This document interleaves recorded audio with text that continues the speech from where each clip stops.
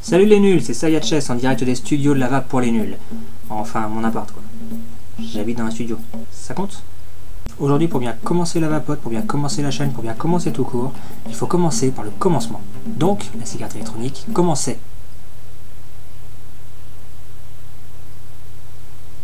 Donc, une cigarette électronique, c'est ça.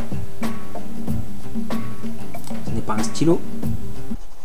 Oh merde, j'ai plus d'encre ou quoi? Ce n'est pas un sabre laser.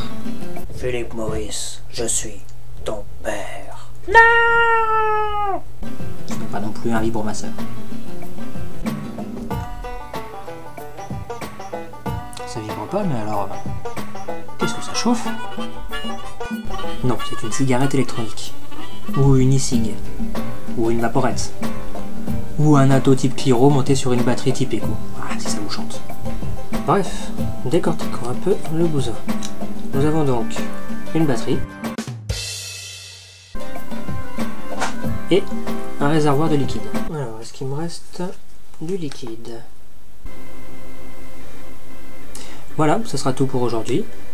Non mais attends, tu vas pas t'arrêter comme ça. Ah attends, c'est un cours pour les nuls, c'est bon, hein, pas besoin de... Ouais mais là ça fait un peu court pour comme vidéo quand même. Hein. Bon ok, alors à la demande générale de moi-même, vous voyez le petit bouton sur la batterie là?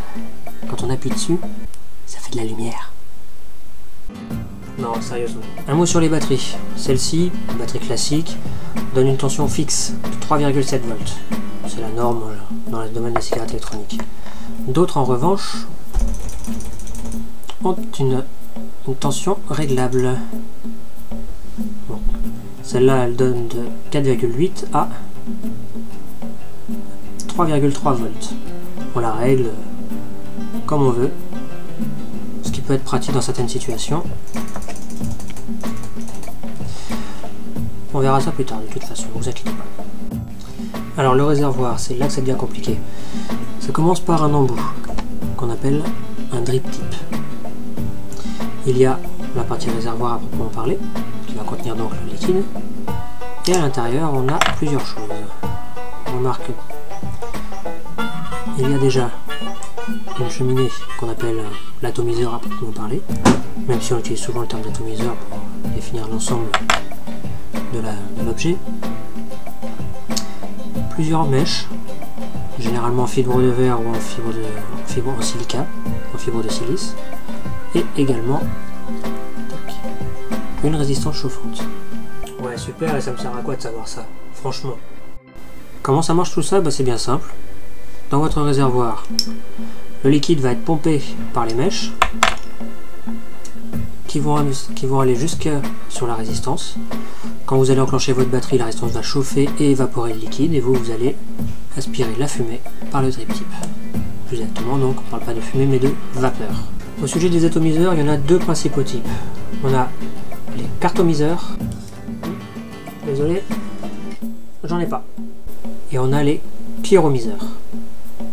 Ça, j'en ai plein. Et de toutes les couleurs. Certains peuvent avoir aussi un chaomiseur.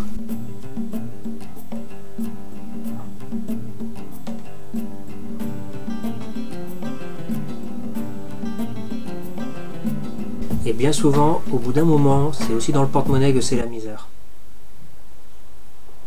Voilà, ça sera tout pour cette fois. On se retrouve très bientôt pour une nouvelle vidéo. D'ici là, je vous souhaite une bonne vape. Et surtout, si vous pensiez être nul, vous pouvez oublier.